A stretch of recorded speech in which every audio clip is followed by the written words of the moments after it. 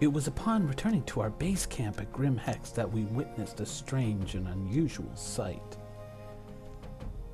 From a distance, we could see that something unusual was happening on the landing pad. That's right, it's the mating ritual of the constellations.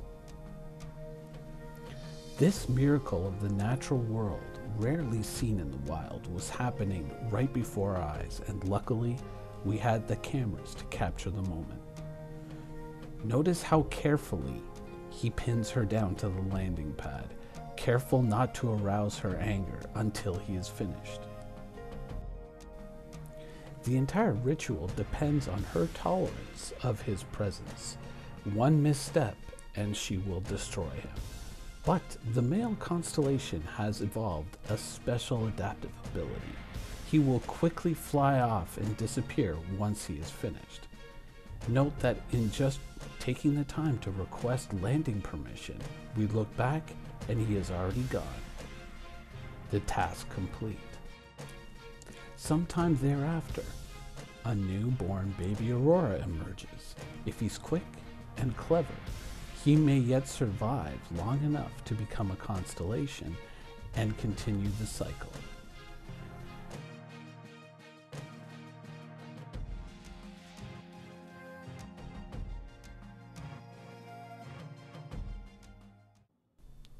So currently in Star Citizen, there's a problem in the live version of the Star Citizen demo.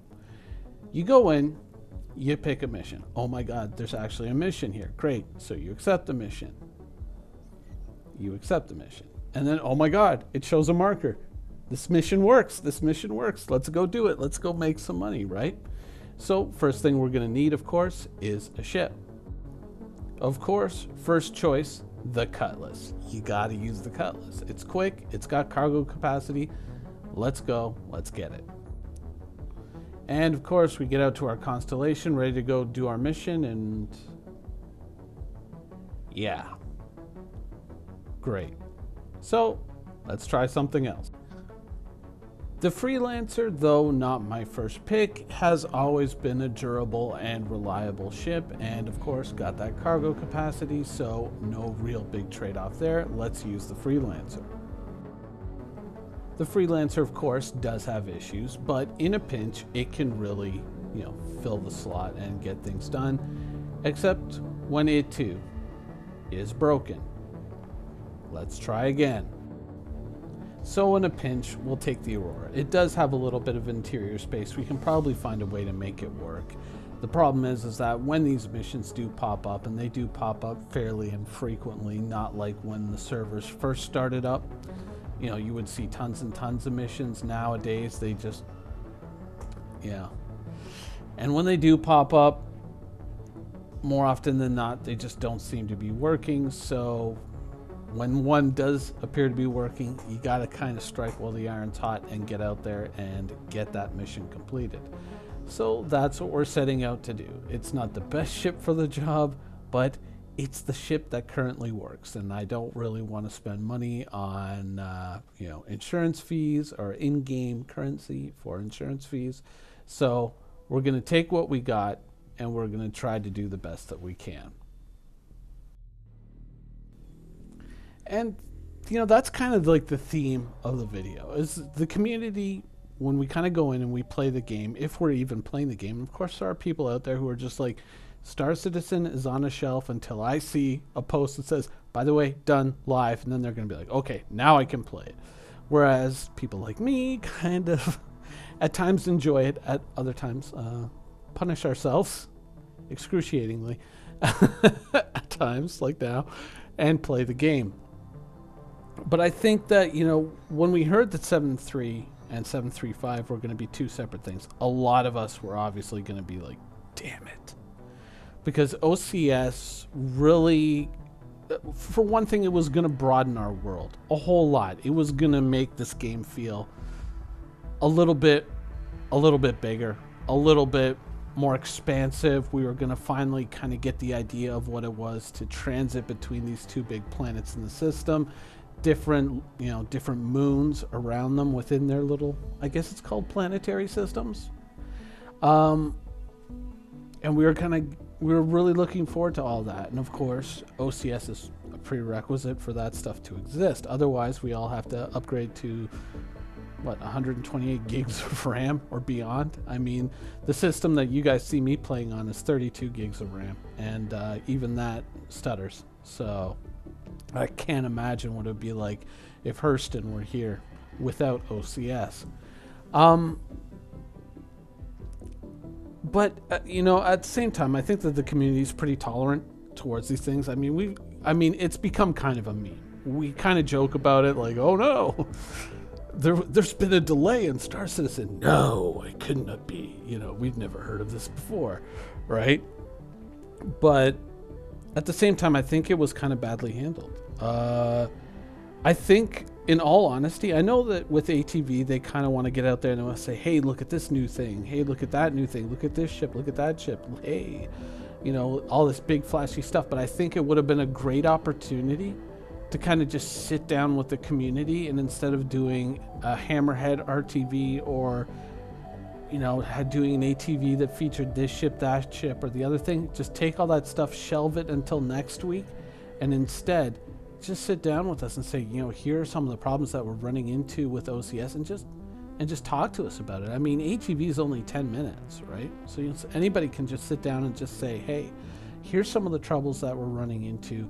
You know, yeah, there's going to be a lot of programmer gobbledygook that a lot of people aren't going to understand, but you know what? It makes the community feel more a part of the process, right?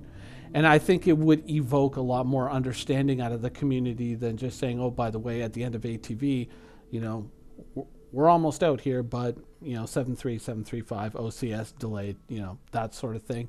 I think just kind of minimalizing it and then just kind of like dropping it and running away from it was a bad move. I think they should have embraced it and said, here's one of the problems that we've run into. I kind of wish that, in all honesty, that there was somebody at CIG who represented the community's point of view. Certainly, I would not be the person for that job, nor would I try to nominate myself for that position. I know that there's, you know, probably more than a few people would be like, not that guy, but I think that there's somebody who needs to represent the community perception, right? I think that that's something that CIG needs, is someone who represents the community's perception, because I think one of the major disconnects that CIG has with this project and with the community, and something that's, you know, happened for a long, long time, is that CIG, I think, doesn't perceive the game the same way the community does. And I say that because if you work at CIG, if you're in one of the studios, you're immersed in so much stuff that we don't get to see.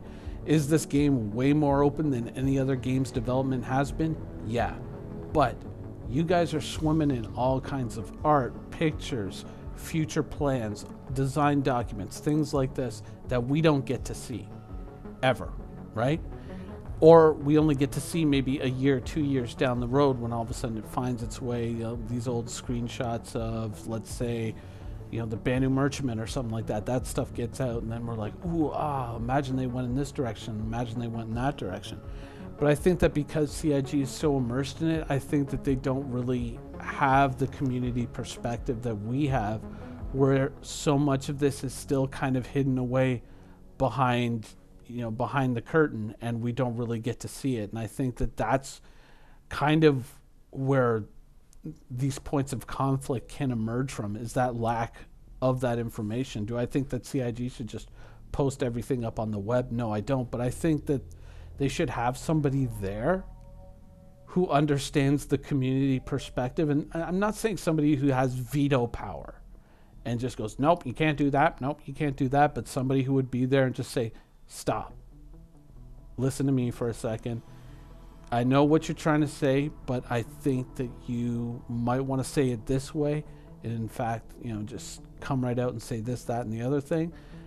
The community will receive that information better, and you'll spend a lot less time arguing with people and worrying about all these, negative posts and all that if you just be straight up with people with things like this, and instead of just kind of like, it's like basically like farting in the elevator and then ducking out just as the doors close, which is kind of what they did. Just a thought. Anyways, I think I'll call that the show for today. I hope you guys enjoyed it, and thanks for watching.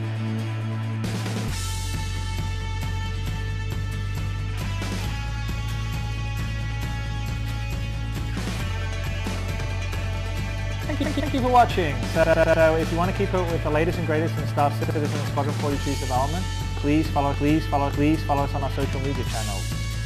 See you soon.